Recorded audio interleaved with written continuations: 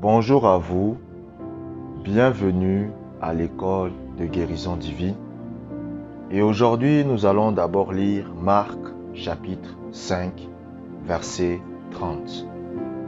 Marc chapitre 5, verset 30. Jésus connut aussitôt en lui-même qu'une force était sortie de lui.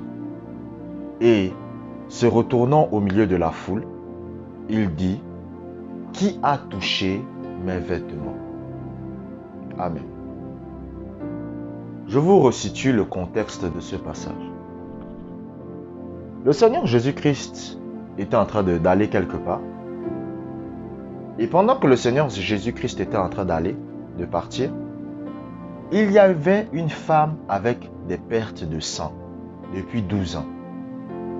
La Bible dit qu'elle était allée chez les médecins et elle n'était pas guérie.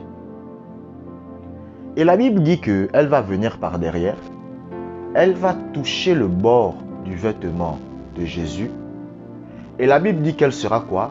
Guérie. Jésus va se retourner et il va dire: j'ai senti qu'une puissance est sortie de moi. Qui m'a touché? Et c'est là que la femme va avouer. L'un des moyens par lesquels vous pouvez avoir accès à la puissance, c'est la pratique de la présence de Dieu. Vous savez, moi je suis quelqu'un, je répète les choses. Écoutez, moi il y a des livres de Kenneth Hagin, je les ai lus peut-être une affaire de 15 fois. Là d'ailleurs, là même, d'ici quelques jours, je vais recommencer à relire tous les livres de Kenneth Hagin sur la guérison. Il y a un homme de Dieu un jour, c'est un pasteur ghanéen, le bishop Dag Heward Mills. C'est un pasteur ghanéen. Il raconte que quand il était plus jeune, il est allé aux États-Unis. Parce que il voulait écouter Kenneth Hagin. Quand il arrive aux États-Unis, il arrive dans l'église de Kenneth Hagin, il s'assoit. Kenneth Hagin était déjà vieux à cette époque. Il avait déjà plus de 80 ans. Puisque c'est peut-être 2 ans avant sa mort. Donc Kenneth Hagin monte là, il est là sur l'autel. Kenneth Hagin dit: je vais enseigner. Et Kenneth Hagin dit: le thème de mon message, c'est l'ABC de la foi. Le bishop Dag lui-même, il était énervé. Il dit: mais comment ça? Il prêche encore sur la foi. Et le Saint-Esprit lui a dit: c'est son message. C'est son message. Est-ce que vous comprenez? Chaque homme de Dieu a son message. Si vous êtes appelé au ministère, vous êtes appelé à servir Dieu, il y a un message que Dieu mettra dans votre cœur. Et pour connaître le message qui est dans votre cœur, c'est quelque chose qui vous passionne. Moi, j'aime enseigner sur la foi. J'aime enseigner sur la pratique de la présence de Dieu, la prière, la guérison. Donc, un homme de Dieu, Dieu va toujours lui donner un message. C'est pour ça, par exemple, Billy Graham prêchait le salut. Pourquoi? Parce que c'était son message. C'est la passion que Dieu va mettre dans votre cœur. C'est comme ça que vous pouvez connaître quel est le message que Dieu vous appelle à prêcher, à enseigner.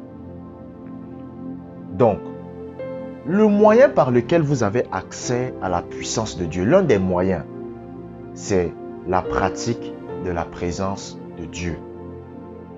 Et moi, je recommande aux gens de pratiquer la présence de Dieu étant à genoux. Écoutez, en fait, je ne fais pas de ça une doctrine. Mais moi, j'ai remarqué, c'est quelque chose que moi-même j'ai remarqué. Lorsque je pratique la présence de Dieu étant à genoux, je vois des phénomènes surnaturels. Vous comprenez? Même les corps se guérissent. C'est-à-dire, si vous avez un corps malade, lorsque vous pratiquez la présence de Dieu étant à genoux, votre corps guérit. C'est bizarre. Je ne sais pas comment vous expliquer ça.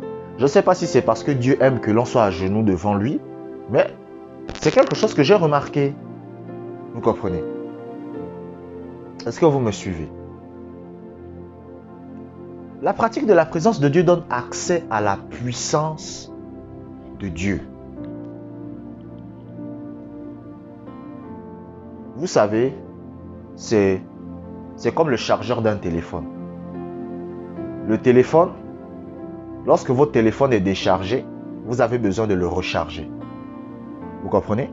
Donc vous prenez la prise, vous prenez votre chargeur, vous le branchez à votre téléphone et après vous le mettez sur la prise.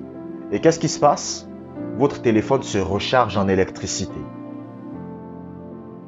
C'est la même chose avec la pratique de la présence de Dieu. C'est-à-dire que vous avez besoin de quotidiennement vous recharger. Écoutez, votre téléphone, vous ne pouvez pas dire « J'ai chargé mon téléphone il y a une semaine, je n'aurai plus jamais besoin de le charger ». Vous avez besoin de recharger votre téléphone de façon quotidienne. Tous les jours, vous avez besoin de recharger votre téléphone pour pouvoir l'utiliser, n'est-ce pas? C'est la même chose avec la puissance de Dieu. La puissance de Dieu, ce n'est pas quelque chose que vous avez définitivement comme ça. C'est-à-dire, de façon quotidienne, vous devez vous recharger. Et l'un des moyens par lesquels vous vous rechargez, c'est quoi? C'est la pratique de la présence de Dieu. C'est pour cela que lorsque quelqu'un pratique la présence de Dieu et qu'après il arrête de pratiquer ça, qu'est-ce qui se passe? Les maladies reviennent. C'est pour ça que j'ai dit que la pratique de la présence de Dieu, c'est toute votre vie. C'est toute votre vie. Il y a des chrétiens, ils veulent pratiquer la présence de Dieu et ils se disent, bon, je vais pratiquer la présence de Dieu jusqu'à ce que je sois guéri. Quand je serai guéri, je ne pratique plus la présence de Dieu. C'est pas comme ça.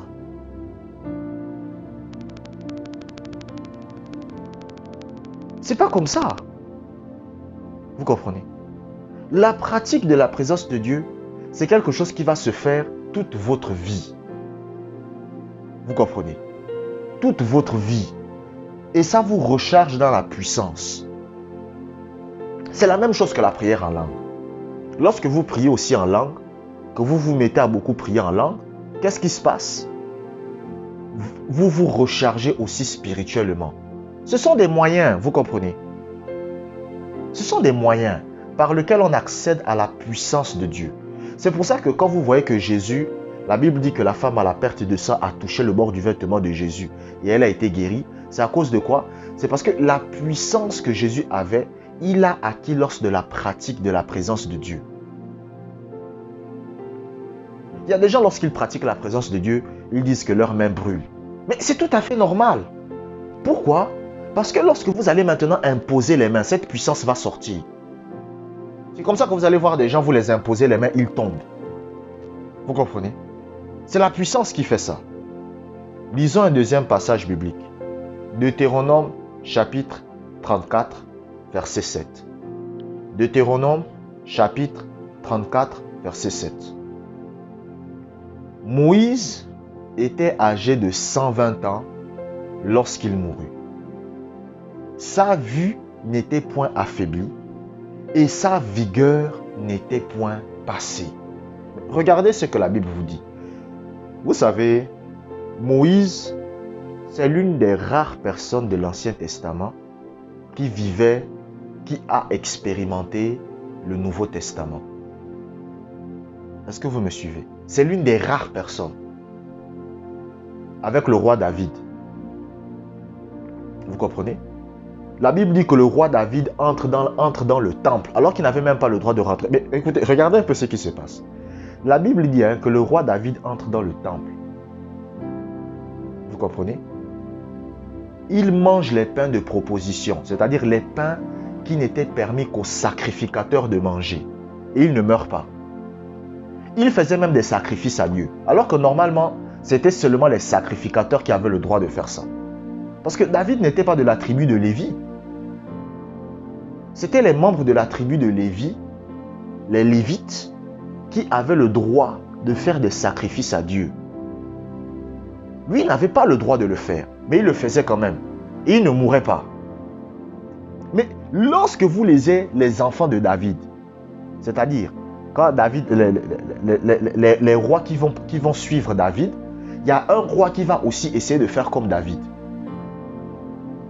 Il va aller dans le temple, il va vouloir faire un sacrifice. Mais qu'est-ce qui va se passer? Il va être puni.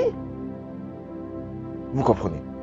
Parce que David, c'était un des hommes qui vivait le Nouveau Testament alors qu'il était dans l'Ancien Testament. C'est l'un des rares. C'est la même chose que Moïse. Quand vous lisez l'Ancien Testament, la Bible dit que le souverain sacrificateur ne pouvait pas, en Israël, le souverain sacrificateur ne pouvait aller dans la présence de Dieu que une fois par an. Est-ce que vous comprenez? Une fois par an. Et il devait aller avec du sang. Donc il devait aller avec le sang des boucs, le sang des brebis.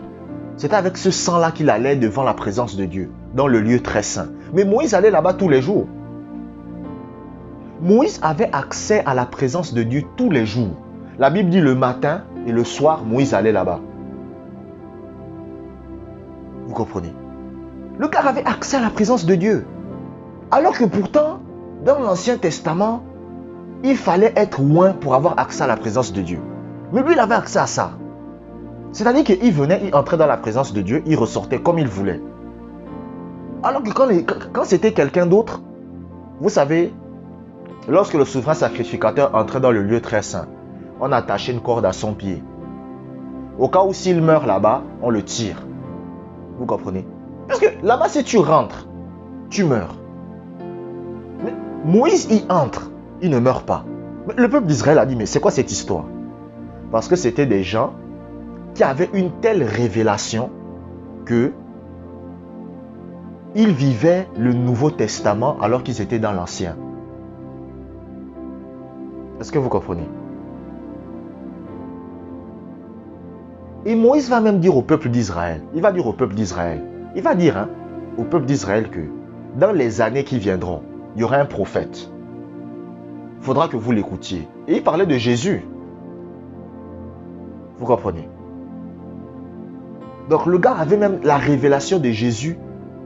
Non, mais il était fort. Mais regardez, la puissance de Dieu qui a maintenu le corps de Moïse en bonne santé, c'était à cause de quoi? C'est parce que il passait du temps devant Dieu.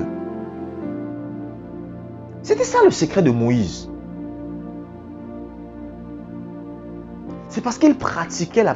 Écoutez, lorsque vous pratiquez la présence de Dieu, même si vous êtes une femme de 50 ans, vous allez avoir l'âge d'une femme de 36 ans. Je vous dis la vérité. C'est-à-dire que si vous commencez à pratiquer la présence de Dieu, la présence de Dieu va affecter votre corps. Si vous êtes une femme de 30 ans, les gens penseront que vous êtes une femme de 20 ans. C'est-à-dire que vous allez perdre 10 ans. Pourquoi? Parce que la pratique de la présence de Dieu impacte votre corps.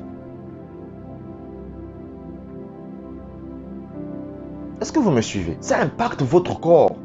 Moi, il y a un papa que je connais. Un jour, je marchais avec lui. C'était à l'époque. Je marchais avec lui. Et il rencontre un de ses amis avec qui il a fait l'école primaire et le collège. Mais bon, le papa était, comment je pourrais dire, bousillé quoi. Gros ventre, voilà, ou moi je sais pas. Bon. Et il dit à mon papa là, c'est quelqu'un que je considère comme un père. Il dit, mais toi tu ne vieillis pas.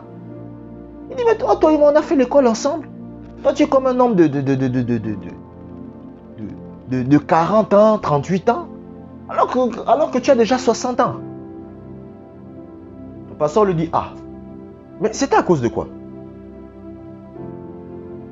C'est parce que le pasteur, est-ce que vous comprenez? C'est parce que le pasteur a quoi? Il pratiquait la présence de Dieu. Donc la pratique de la présence de Dieu va faire en sorte que votre corps soit en bonne santé. Comment pratiquer la présence de Dieu? Pour pratiquer la présence de Dieu, c'est facile. Premièrement, vous trouvez un lieu calme. Deuxièmement, vous vous mettez à genoux et vous restez silencieux. Troisièmement, vous répétez « Merci Jésus » dans votre cœur. C'est tout. C'est tout. Même un enfant de 8 ans peut faire ça. Vous comprenez? La pratique de la présence de Dieu vous donne accès. C'est la même chose que la prière en langue. Ça vous donne accès à la puissance. Et c'est comme ça que Moïse a eu accès à la puissance. C'est pour ça que lorsque vous lisez la Bible, le corps de Moïse était en bonne santé. Pourquoi? La pratique de la présence de Dieu a maintenu son corps dans la santé divine. Abonnez-vous pour des prochaines vidéos. Que la grâce du Seigneur soit avec vous.